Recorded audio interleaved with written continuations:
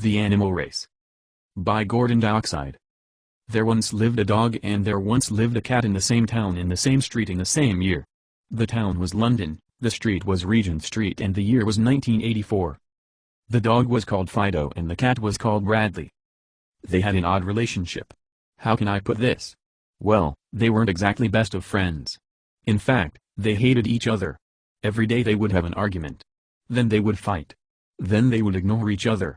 Then another argument would start up and it would keep going round in circles, argue, fight, ignore, argue, fight, ignore. Most of the arguments were about who was best. Fido thought he was best and Bradley thought he was best. One day, they decided to settle the argument once and for all and find out who really was the best. So they decided to have a race. A race from one end of London to the other. From West London to East London. They would start at Paddington Station in the west and finish at Tower Bridge in the east. The winner would be crowned Animal King of Regent Street and the loser would have to be his slave forever. The day of the race was Saturday, July 7th, and they were both ready to go at 9 o'clock. When the big station clock struck 9 they were off, with both trying desperately to beat the other to Tower Bridge. But within 5 seconds, disaster struck.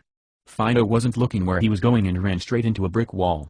Bradley wasn't having much luck either, as he was heading north instead of east.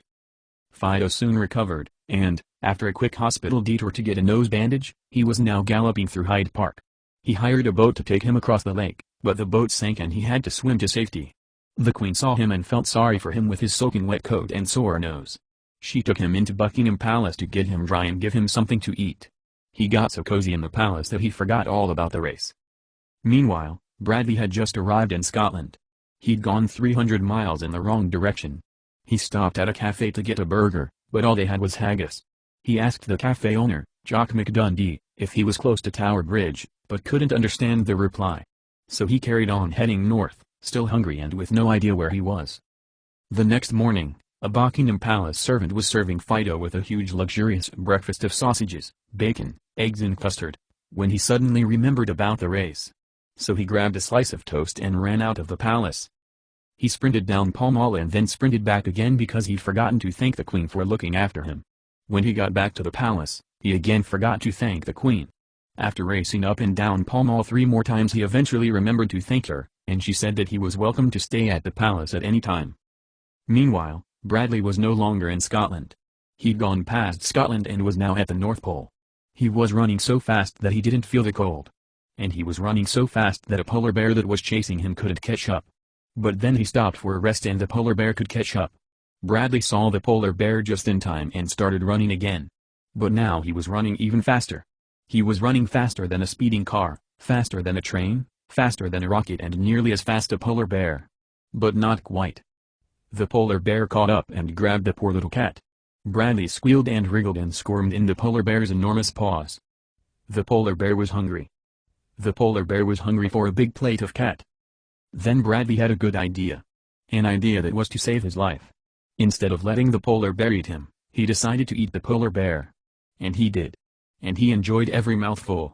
It was the biggest meal he'd ever eaten, but it gave him the energy to carry on with the race.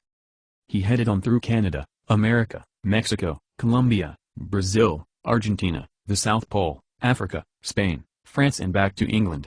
He'd gone all the way round the world and ended up back at Paddington Station, where he'd started the race. Meanwhile, Fido was nearly at the finish line at Tower Bridge. He jumped on a red bus to take him the last half mile. He was excited. He knew he was going to win and he had a big smile on his face. But then the bus turned left, instead of right towards the bridge. Then it turned left again, then right, then left, then straight on for a bit, then 4 more lefts and 3 more rights. When it eventually stopped, he jumped off to find himself back at Paddington Station. And there was Bradley, covered in icicles and eating a burger. The two of them immediately started to argue about who had won the race. But of course neither of them had really won it, because they were both still at the starting line. The argument turned into a fight and then they started ignoring each other. Can you guess what happened next? Yes, another argument started, and then a fight and so on forevermore.